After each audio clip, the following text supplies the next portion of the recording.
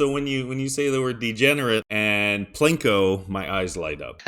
Can you tell us a little bit more about the upcoming Plinko? Absolutely. So we've been working on that one for a little while. It's gone through, a handful of iterations, and really, we're just excited to finally get this out into the wild very soon. Some of the base settings or features of it that people can expect is that there's 7 total results. They're mirrored side to side, and it has a similar house edge to roulette. So you'll see, cashback bonuses, blast gold, everything like that be really similar as far as what you're earning when you're playing it. The bet ranges, you can play with any currency just like all of our games, and the minimum is about $1 a drop, and the max is around $20 a drop. It's a little bit more for ETH because we wanted to do an even like 0.01 for the max per ball. So that one's around $32 today, I think. But yeah, and then you can just drop as many balls as you want. Basically, you can choose to drop 1, 5, 10, or 20 at a time, and you can also hit those multiple times. So all in all, it's a really fun game. It's fun to watch, and kind of when you start seeing a ball bouncing around the edge where you got the 24x and 100x multipliers, it gets it grabs your attention more than a lot of games. So really excited to get that in here, and it kind of scratches the itch too for people that are wanting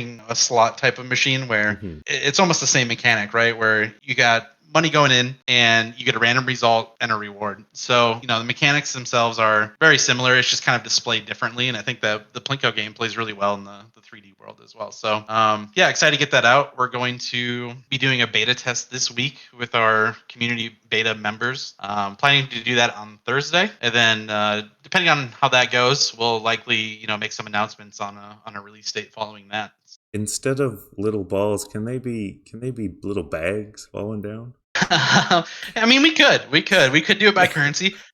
Right now, it's actually not. It's not even balls technically. Right now, it's the chips. So whatever chip you select is what chip drops. So you'll see like purple chips, green chips. It's feeling really good in testing. Really fun. It's certainly a bit addictive. Like I find myself going to testing and both test and just have a good time. So I'm excited to get that in the wild and really add to our metaverse casino experience. It'll be a good way to play through some, bonus deposits. People will love it. Yeah, absolutely. It's a very high volume game. Yep, you can do 20s, or you can do, you can do $20 balls in one click if you want to, and you can do $21 balls in one click, and you can change it up. You can change currencies while you're playing, and it's built to be really, kind of modular and smooth. So and you always get something, right? Like the lowest modifier was like half, right? Did I read those boards right? Are there zeros on that bad boy? Yeah, so the lowest one is a 0.1x. So I mean, it's a 90% loss on those ones, but those are just the 2 in the middle. And then the 2 around those are 0.5x. And those are the only 4 negative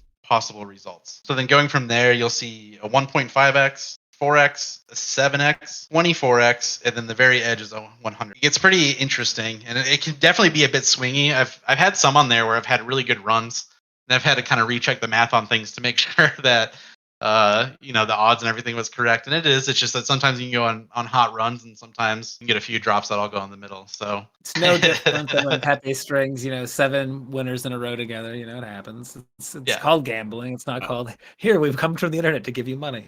Exactly right. So always remember, gamble responsibly.